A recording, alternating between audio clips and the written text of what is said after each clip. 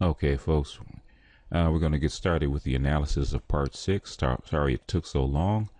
Um, this is going to be a little dense, a little deep. You know, he skates over it, but we're going to try our best to get through it. He's talking about a lot of ideas. Okay, he's going to talk about the shift to the ideas that actually coalesced in the 20th century. What a lot of what America embraces, and it started with these particular traits and then diffused outward, as he says. Okay, we're going to talk with basically the birth of liberalism. Okay, he says the 19th century is marked by by the belief in the goodness of man, secularism, belief in progress, liberalism, capitalism, faith in science, democracy, and nationalism in these particular steps. And this all, what we think of is left and right and liberal and conservative. This is all 20th century liberalism starting from the 19th century. With our founding father, John Stuart Mill, and Thomas Jefferson and John Stuart Mill. It says the belief in the innate goodness of man had its roots in the 18th century, when it appeared that man was born good and free, but everywhere distorted and corrupted, enslaved by bad institutions and conventions. And they felt if only man could be freed from the corruption of society and its artificial conventions, freed from the burden of property, of the state, of the clergy, of the rules of matrimony, then man, it seemed clear, could rise to heights and undreamed of before, could indeed become a kind of Superman, practically a god.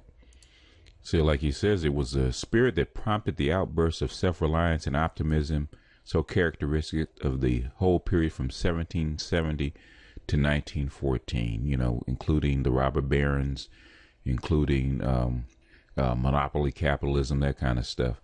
It's the whole spirit of the rugged individual. Remember Teddy Roosevelt and the Rough Riders? He was characteristic of that kind of that kind of spirit. Here, if you ever read Ayn Rand, here's a quote. Here's a quote that would, basically, resonate with her. Man can accomplish most by service to himself and devotion to the goals of this world. And they said, thus came the triumph of secularism. You ever wonder where secularism came from? And that's where it came from. See, here's more of these so-called, what we call conservative ideas, when they're actually liberal ideas. See, closely related to the 19th century beliefs that human nature is good, that society is bad, and that optimism and secularism were reasonable attitudes that were certain theories about the nature of evil.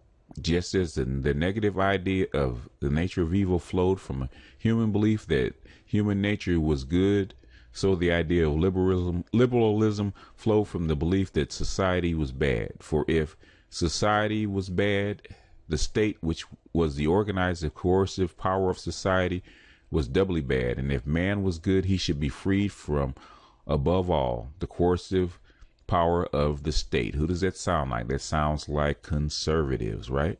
But this is liberalism. Got to remember. Here's another so-called conservative idea that's actually liberalism. In its narrowest aspect, liberalism believed that the economic activities of man should be freed completely from state interference. This latter belief is summed up in the battle cry, "No government in business," commonly called laissez-faire liberalism. What does that sound like? It sounds like the Republicans, doesn't it? So the Republicans are actually liberals. They're not conservatives. It's not classic conservatism. This is classic liberalism. Don't be fooled. Okay, here quickly says, from either aspect, liberalism is based on an almost universally accepted 19th century superstition known as the community of interest. It maintained that in the long run, what was good for one member of society was good for all, and that what was bad for one was bad for all. Okay, he says that the implied corollaries in the 19th century with the community of interest is that human abilities are innate and can only be distorted or suppressed by social discipline, and that each individual is the best judge of his own self-interest. He said all these together form the doctrine of the community of interest, a doctrine which maintained that if each individual does what seems best for himself, the result in the long run will be best for the whole society. And that's what was held up until 1914, which is World War I. Liberalism and the community of interest and the belief in progress led to almost inevitably to the practice and theory of capitalism. Okay, here's the definition, and you're going to see this later on in the book. Capitalism was an economic system in which the motivating force was the desire for private profit as it determined by a price system. You're going to see this come up over and over again when he talks about capitalism and the economic system. So, keep that as a definition. Okay, here in the last part, we're going to talk about this is nationalism is, in my opinion, is the modification of laissez-faire liberalism or the rugged individualism. He said the last attribute of the 19th century, by no means the least, is nationalism. And he defines it as a movement for political unity with those whom we believe are akin. As such, nationalism is the 19th century had a dynamic force which worked in two directions. On the one side, it served to bind persons of the same nationality together into a tight, emotionally satisfying unit. On the other side, it served to divide persons of different nationality into antagonistic groups. Like I said, you can see this in a united Germany. You can see this in Japan. You can also start to see it in England or the UK.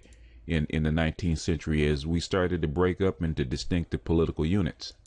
Okay, here he's talking about how those eight core beliefs of the 19th century in liberalism, or in laissez-faire liberalism, and the power of the individual, and then the collective individual as far as nationalism, had a rude awakening with the two world wars.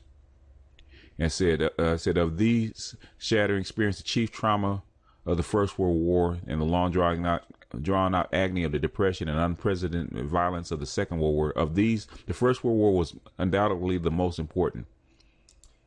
To a people who believe the innate goodness of man in inevitable progress in the community of interest, and the evil as merely the absence of good, the First World War, with its millions of persons dead and its billions of dollars wasted, was a blow so terrible to be beyond human ability to comprehend. As a matter of fact, no real success was achieved in comprehending it. The people of the day regarded it as a temporary, inexplicable aberration to soon be ended. In other words, they wanted to go back. They wanted to go back pre-World War I, and they wanted to recreate what they had in the 19th century, before 1913. And all it did was mask the facts of what happened, and they weren't able to correct their mistakes, and it caused a Second World War. And I said, this new world, the child of the period between 1914 to 1945, assumed its recognizable form only as the first half of the century drew to a close.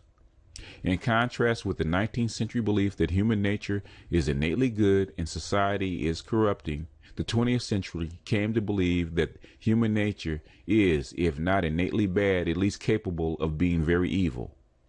So in other words, it was deemed to be very evil. And he says, left to himself, it seems today man falls very easily to the level of the jungle or even lower. And this result can be prevented only by training and the coercive power of the state. That's why now you get state education. That's why you get state welfare. That's why you get tightly controlled state programs. So this is the extreme of liberalism. This is the socialist agenda that came out of the two world wars. It said associated with these changes are a number of others. The belief that human abilities are innate and should be left free from social duress in order to display themselves has been replaced by the idea that human abilities are the result of social training and must be directed to socially acceptable ends. Thus, liberalism and laissez-faire are to be replaced apparently by social discipline and planning. The community of interest would appear if men were merely left to pursue their own desires have been replaced by the idea of the welfare community, which must be created by conscious organizing action. In other words, now we have the planned state. And said the old march of democracy now yields to the insidious advance of authoritarianism, and the individual capitalists of profit motive seems to be replaced by state capitalism of the welfare economy, which is the monopoly capitalism, the corporate capitalism that we see today, where you have to organize people. People can't be left to themselves. So I'm going to stop this, and I'm going to I'm going to play a clip from Carroll Quigley from one of his classes talking about liberals and conservatives. It's an eye-opening piece. Stay tuned. So you ask, why is this? Notice, I told you, the liberals want to destroy communities and create isolated individuals.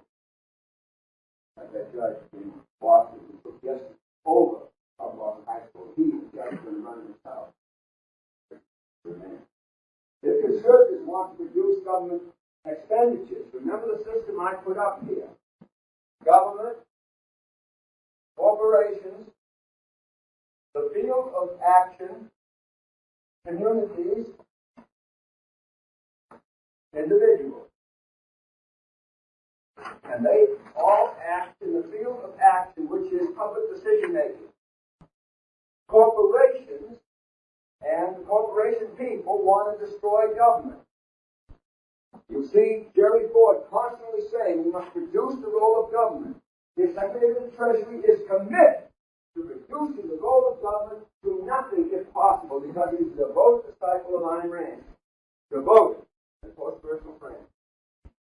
They're going to reduce government to almost nothing. And that's what the conservatives are doing. The liberals want to destroy the unity like this guy. If you destroy both government and communities, what you leave is corporations and atomized individuals. And that's what they're working for. It won't work. For this reason, you cannot retain law and order with atomized individuals. Even if they finish this metro subway system, 30 people will never go on. It will not be safe.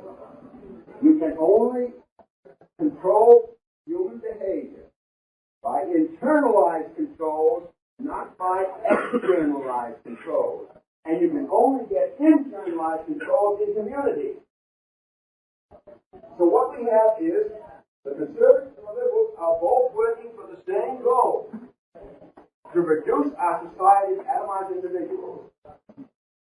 And they will then be subject to corporations kept at a subsistence level. Well, I'll never get that far. Because you can always opt out. You can always start eating organic food. And doing things that are important.